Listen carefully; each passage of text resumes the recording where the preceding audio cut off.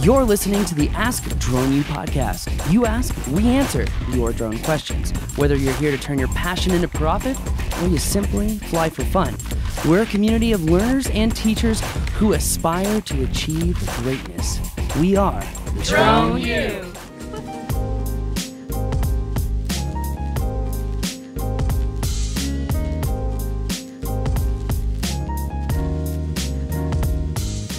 Hey everyone, welcome to another awesome episode of Ask Drone U. My name is Paul and I'm flying solo today as I give you the drone news in this episode of Ask Drone U. Now, if you guys knew, last week I actually went to Baltimore, Maryland to attend the FAA UAS Symposium, or hashtag UAS 2018 as the FAA would put it. A lot of different topics were discussed at this FAA Symposium and gave a lot of insight to what the FAA has really got up its sleeve when it comes to regulation coming down the pipe. So I just want to take this show, as Rob is not here today, he is in Denver, and we do not have a show for tomorrow, Tuesday, or Wednesday, which is why I am filming this podcast. Now, I did write a complete article on the FAA 2018 Symposium. If you go to our Facebook page, facebook.com/droneu, you can actually check out that article. It was the very last post that we posted. I'm just making sure that it is there. It's the last post that we posted, and the article has all of this information and so much more. It took me about 5 hours to write that article.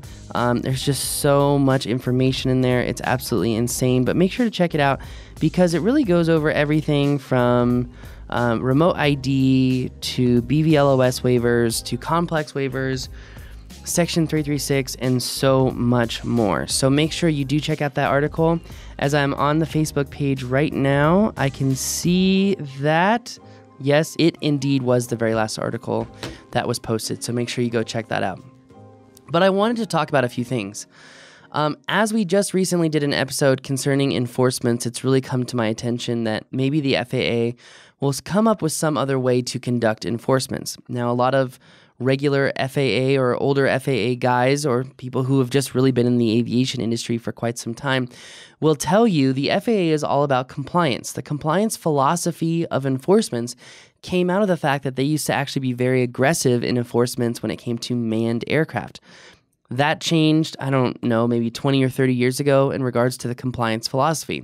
But if you heard on episode 747 of Ask Drone U what's happened with enforcements, it goes to show that there are just a lot of people who are out there flying that have had no enforcement action taken against them. Could it be, though, because the FAA really has its hands tied behind its back with Section 336 in regards to hobbyist regulations? It could be. Would the FAA consider changing 336 or the hobby rules to make enforcement actions easier against hobbyists?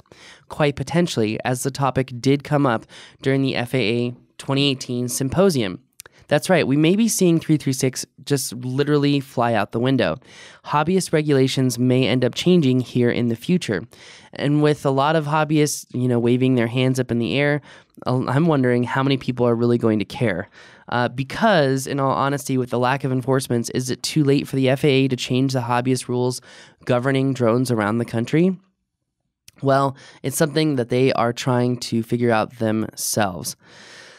Whew, there's so much to go on here, and I will say it's really interesting to do a show without Rob sitting right next to me, as it's not really conversationalist. It's more like, here's my brain dump, let me know what you think. So I would actually be interested to hear your thoughts on this, as it does seem like I'm having a conversation with a camera, even though that is you on the other end.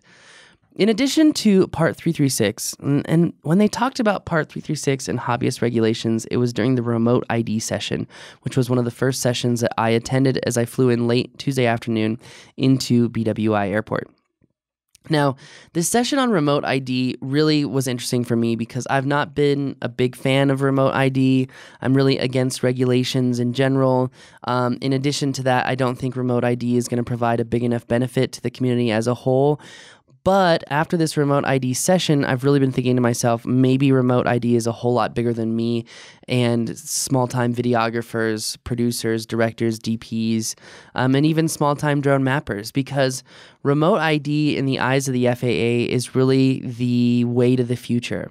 It's a way to understand who, what, and where something is flying in order to have regular autonomous operations, complex operations, and more complex operational waivers granted to drone pilots like you, me, and Dupree.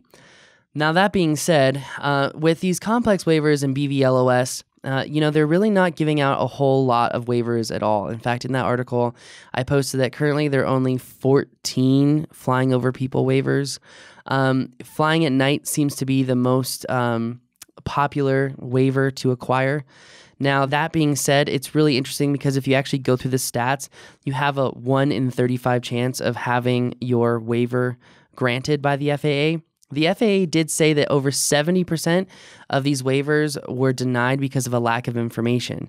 So before I go into BVLOS and complex operational waivers and that whole conundrum, I want to take a step back and go back to remote ID so you understand why I even brought up the waivers.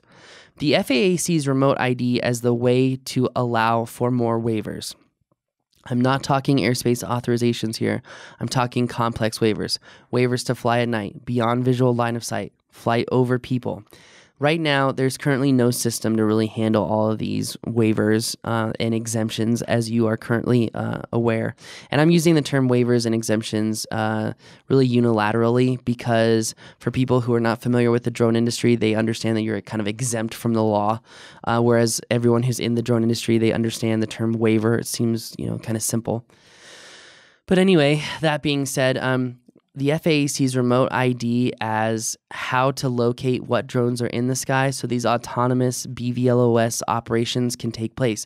Imagine, Amazon having all of these little pathways in the sky to deliver packages. These operations have to be done autonomously, and they have to be done in a way that the FAA would know where the drone is, who's flying the drone, and what operation it was taking place under. So remote ID is really the first step in the system of UTM. UTM, Universal Traffic Management System, is the system that NASA has been working on a little bit. But this Universal Traffic Management System would allow for drones, helicopters, and planes to communicate right now with one another so that they could see where each other are, if there are any dangers in the airspace, and would really allow for a new traffic management system in general to take place and really, quote unquote, open up the skies to new commercial flights for at least drones. Now, they say that UTM is a systems of systems and that the FAA is going to be getting into the data game as they will be collecting data on these drones, when they're flying, what operations are taking place, where these operations are taking place, and really build up a database of statistics, which is interesting because with remote ID being the first system of systems into UTM, where is this data going, number one, and number two, who's analyzing the data, who has access to the data, and who owns the data? These are all relevant questions because is it really going to be the FAA at the end of the day that builds this UTM system? Is it going to be the FAA at the end of the day who builds the remote ID system? And I think the answer is no. I think the answer is no for a very clear reason. The ideology that I kind of perceived during the FAA conference was that all of the waivers have been pushed through because of private businesses. People like CNN for flying over people like BNSF for flying beyond visual line of sight, which in my eyes still isn't really BVLOS operations in all honesty, and I'll tell you why here in a second.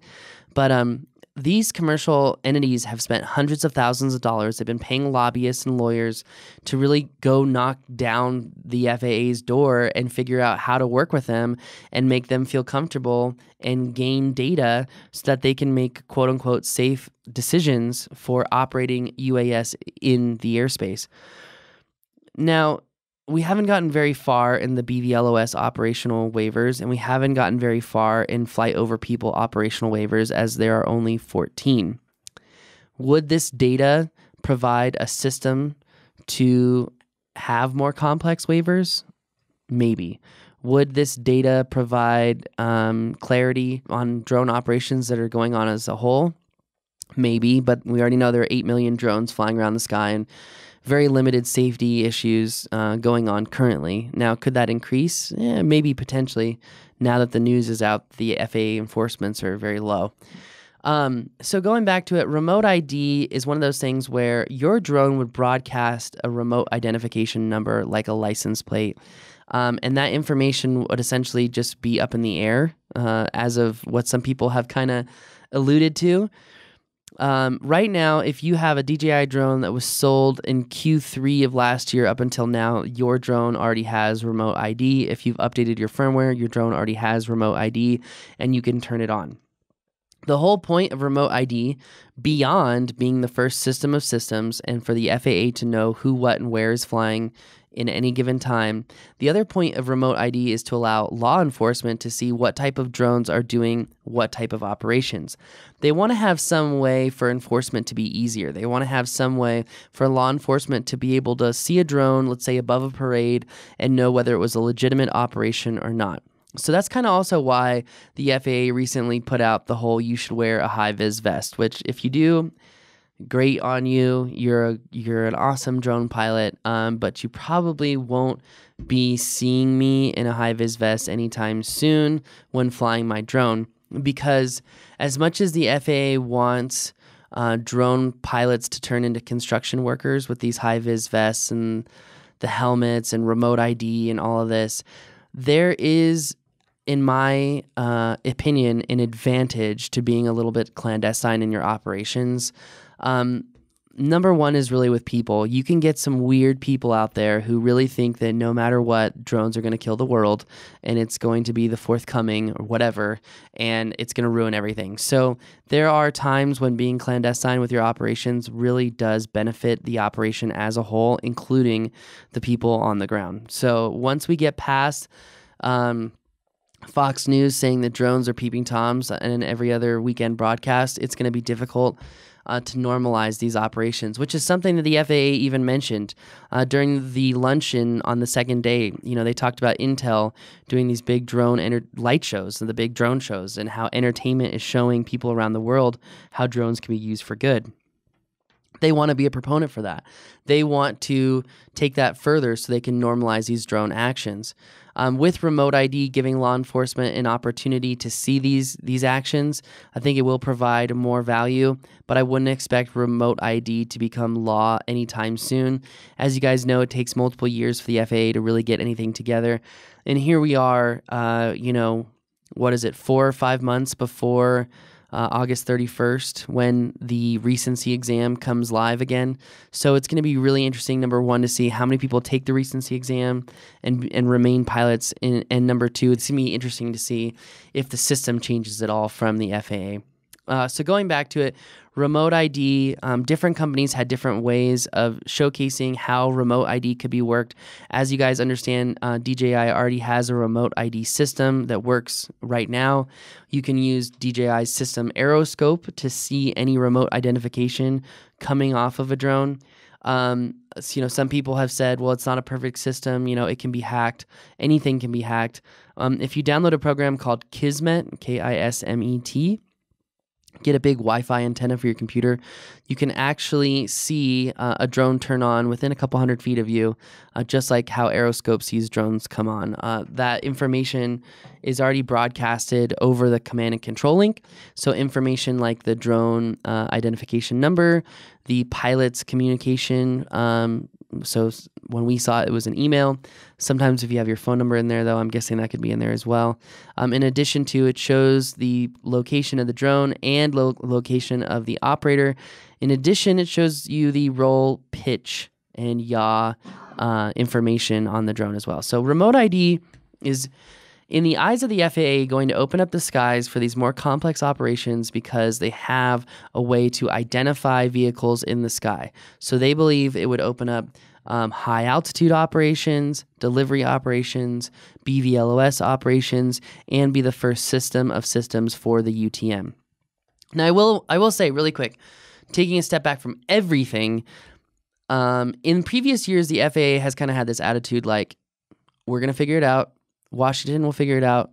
Once the rules come down, then we'll let you know what we're going to do. This year was very different. This year, they were very open. Earl Lawrence did a fantastic job at really showcasing the FAA's commitment to openness, and it seems like lifelong learning. When creating these rules, they really want feedback from a lot of people. But one thing I wrote in my article was, who are they getting the feedback from? Because the voices in that conference were mostly of very, very large cap companies that want to really enact drones for very large operations at scale.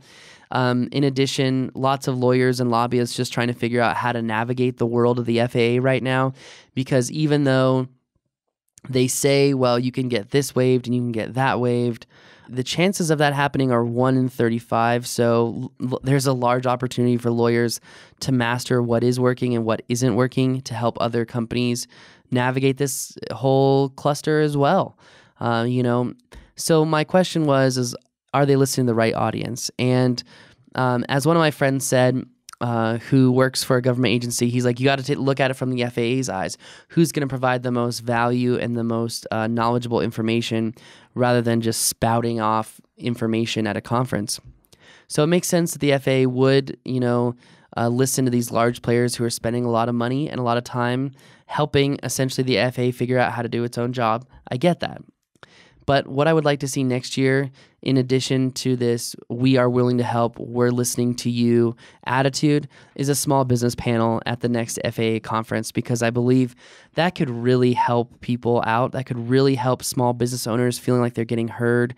It could also really help out the FAA and hearing, what are the people who actually operating these drones saying? What are their thoughts? What are they focused on and wanting to drive forward? I think that information is very, very necessary, and I don't believe that the small business owners were, what's the right word, were represented at all at this conference. I met 2 other operators in there who are kind of small guys, and they kind of gave me the same words that, this conference was attended by whales and sharks, and there weren't many Nemos flying around. So, the FAA guys, I would love to just see a small business panel out there.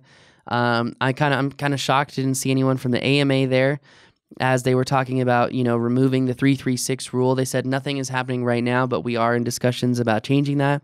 They do want remote ID. They want to figure out who's going to own the data for remote ID. They also have a lot of institutional logistics to figure out, like how is the data going to move across servers? How is the data going to move over the cellular network?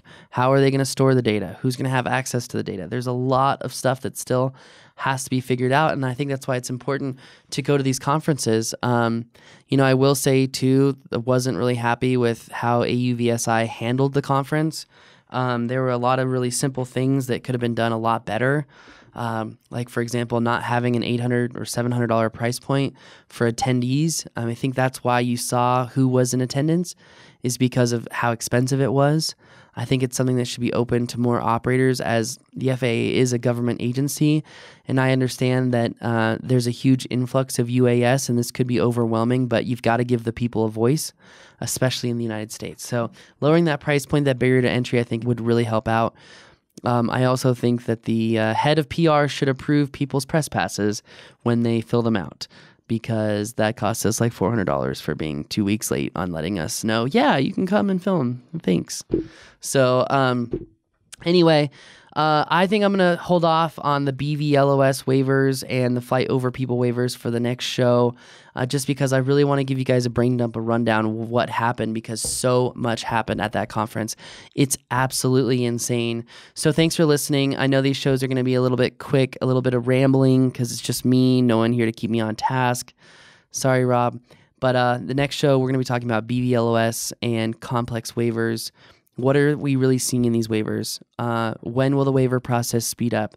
Is there even a system in place for these BVLOS waivers? And what does the hope of the future look like for those of you who are flying LiDAR, doing these larger mapping missions, who need BVLOS to really be competitive against, say, the helicopters? So all of that and more in our next show of Ask Drone U. Thanks for being along for the ride with me as I fly solo and navigate the skies of Ask Drone U today. So thanks again for listening. My name is Paul, and you're listening to Ask Drone U.